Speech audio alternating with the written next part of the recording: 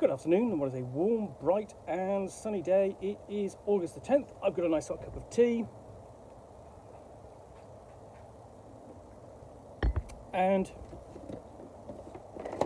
a box to unbox.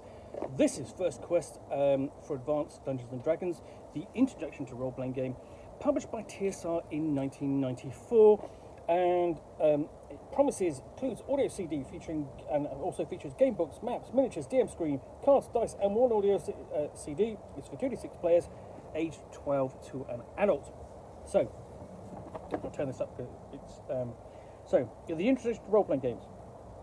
Join the heroes who find epic adventure with the First Quest audio CD game, the first interactive CD role-playing game ever created. Play its audio CD and hear monsters, magic and mysterious dungeons spring to life.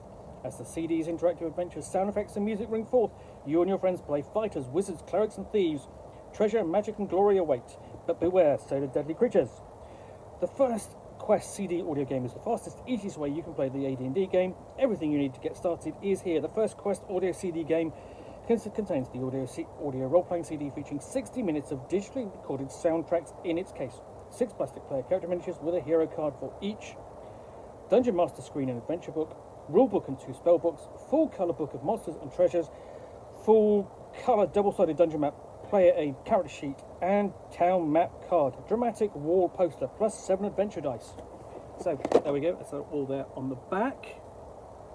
Now, so yes, First Quest Adventure audio CD game, first role-playing game to include an audio CD to really kind of make take advantage of the new format, of new technology, but it would not be the first role-playing game to involve sound as a means or audio as a means to introduce a role-playing game. You would have to go back to Dragon Roar from Standard Games, which included a tape which took you through essentially the first 30 minutes of play or so through a programmed adventure. And as innovative as it was, it really sank without trace. It's best known for having the picture of war hedgehogs on the front.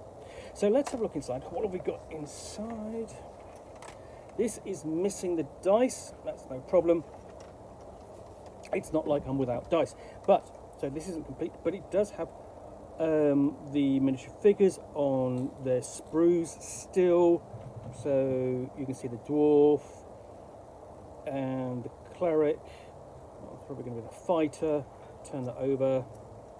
And you've got the thief, and we're going with the ranger and the spellcaster, your wizard.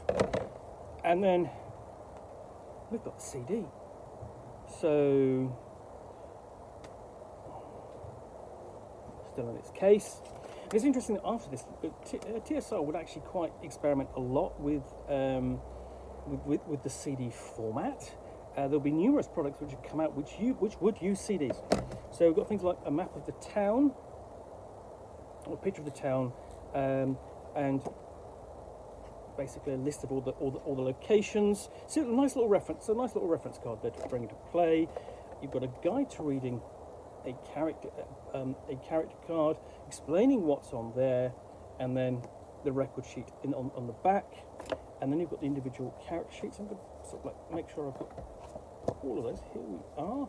Yeah, here we go. So let's see who we have, and these will match up with these miniatures. So we have the fighter,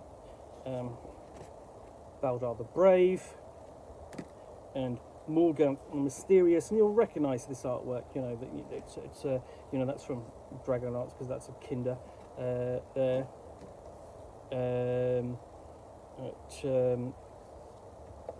I keep wanting to call that sorry, Kendar, but I won't keep wanting to call it a Tindar. But that's a whole different other thing. You can't swipe right on a Kendar. Lord and the Pure, and he is the cleric. Slinker, the thief. I mean, Silverleaf Half Moon. But that's actually a fighter wizard. And then you've got Devlar Iron Fist, the dwarf fighter. So then you've got the rules book. The rules book This is the rules book for Advanced Dungeons and Dragons, the introductory game. You're just thinking, hold on a minute, this is incredibly slim. So this would be for the version, essentially second edition, Advanced Dungeons and Dragons, and you can kind of tell from the look and style of the layout, and essentially this is a description of what the contents of the book is, what kind of game is AD&D, how do you win, player characters, and what they are, humans, elves and dwarves, character classes, that sort of thing, the role of a dungeon master, and what she does. Basic rules, so rolling the dice, time, movement, fighting, how to attack, covered in fairly brief detail, but enough. Really just introducing the setup, and then how to cast spells, find and remove traps, handling things like money, treasure, and magical items, and then character levels and experience points. And this box set essentially would be one of many attempts by TSR to sort of like strike it lucky with a starter set. And there'll be an expansion to this set as well, which I've also got as well. And this is things like handling like clerics' powers, death, thieves' powers,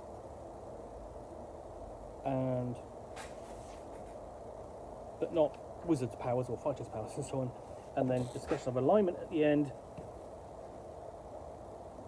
and a list of equipment. So that's the rules booklet, incredibly slim at just 16 pages. Wow, if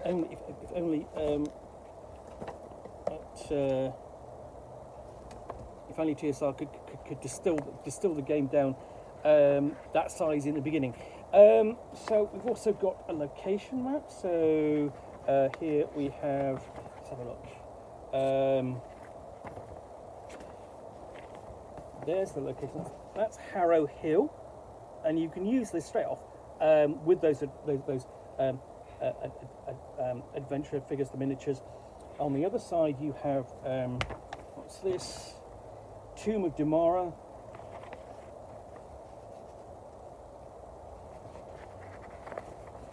And then you have Wild Space. So you automatically here connecting it up to a map of Wild Space. You're connecting it up to Spelljammer, and most of you will know whether that's a good thing or a bad thing. And then up on Mount Dread. So you've got 4 poster maps there.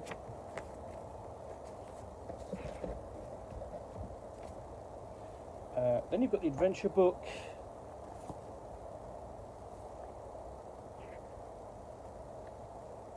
And about adventures, I'm the DM. What do I do? Setting up, using adventures, and also using the CD. And here you've got in the margin, you have essentially follow these instructions. Go to track 12, press play, then press pause. Simple as that. And then it's using a certain iconography here to handle the game and the rules. And then we have essentially details of the town. You do just a page and some townspeople before you have the first adventure, the Tomb of Damara. So preparing for play, before you play, it says, read the basic rules in the rules booklet. The Tomb of Damara adventure uses only the basic rules. Do not use the expanded rules for now. And then it says, stop. Are you the DM? And then it tells you what you need. So it really is trying to be helpful throughout, and obviously likely while doing a good job. So, and it's just dealing with things like reading the map, and then starting, and then instructions saying, go for the start, and then pause the CD now. It's very much programmed for this, and then we get into the ruined castle, and we start off with Area 1, central room, and for the Dungeon Master, you have a nice little map of the location itself and what's in there, and so on.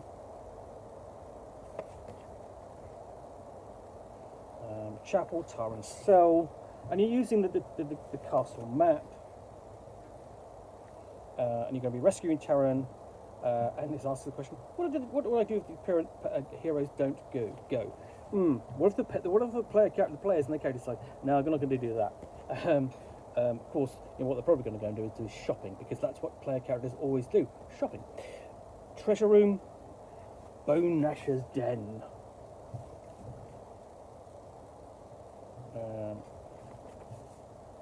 It's really quite nice illustrations, not used to any sort of particular effect, but they do break up the text, and they are good. And then we get down into the Orc Mines. And again, you've got the continuing iconography down the side, telling you when and where to, play and pause the CD-ROM, or the CD. Then we have another really good adventure, illustration, and we get into Damara's Till itself. And there's a little, even here, now using the margin for the map. And then here's the villain of the piece, Damara himself. And after that, once he's all dealt with, returning to town and get your rewards. Congratulations, you have completed your first adventure, The Ghost of Harrow Hill. So you've got, again, guidance in terms of getting ready, and then the story behind the adventure, showing the map and its locations. You're kind of expanding out now.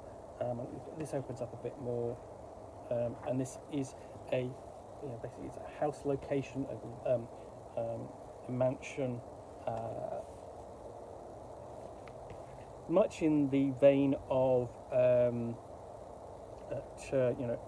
X2 Castle Amber, or Teagle Manor, but on a much smaller scale.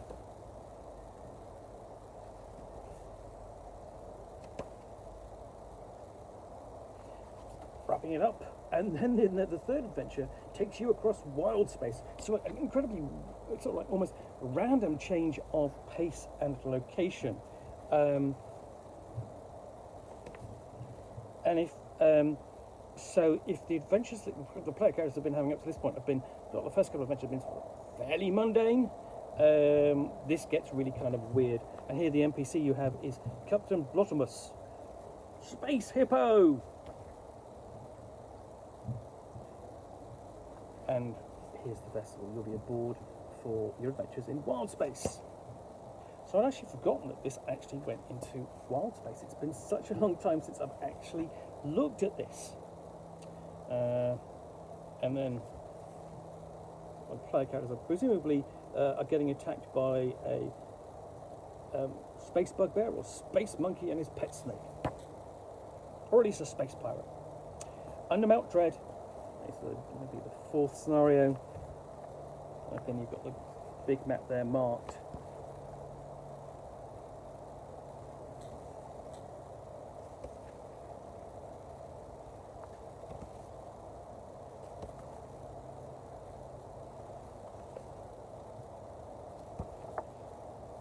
This is a much shorter adventure, and then in the end you've got guidance to making up your own adventures, and that's it, and basically, and then saying, where do you go next beyond the first quest game, beyond this box set, and then you've got a guide, a little introduction to Karameikos, the setting for the, basically as the first campaign setting, and then below that we have a Dungeon Master screen.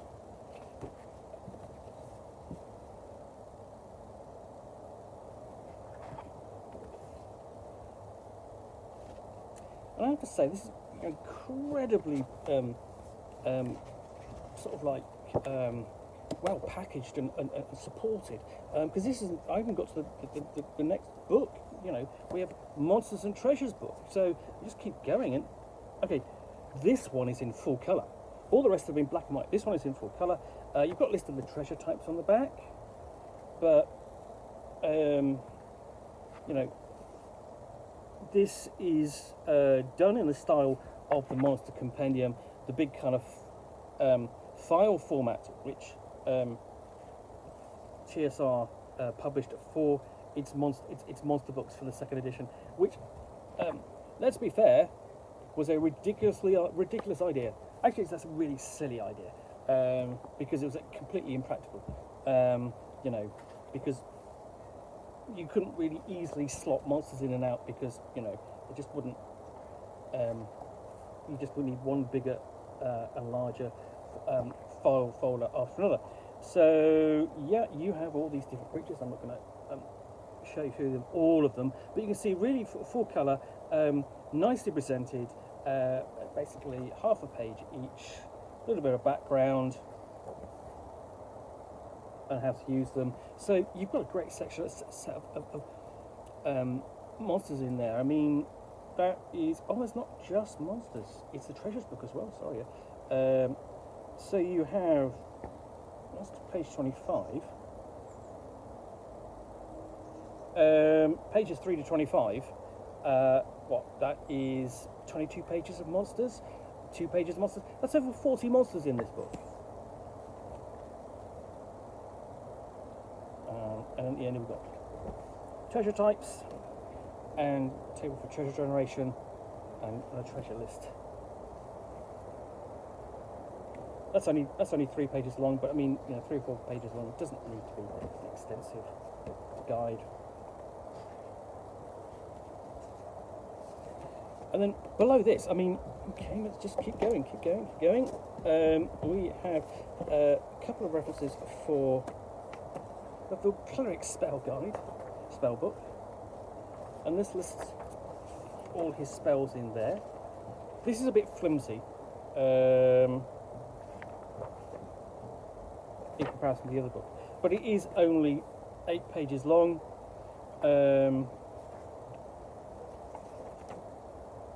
And then does the same thing for the Wizard's spell book. And I mean, you know, you can see where they've got the artwork from. This is, you know, that's Raceland from Dragonlance.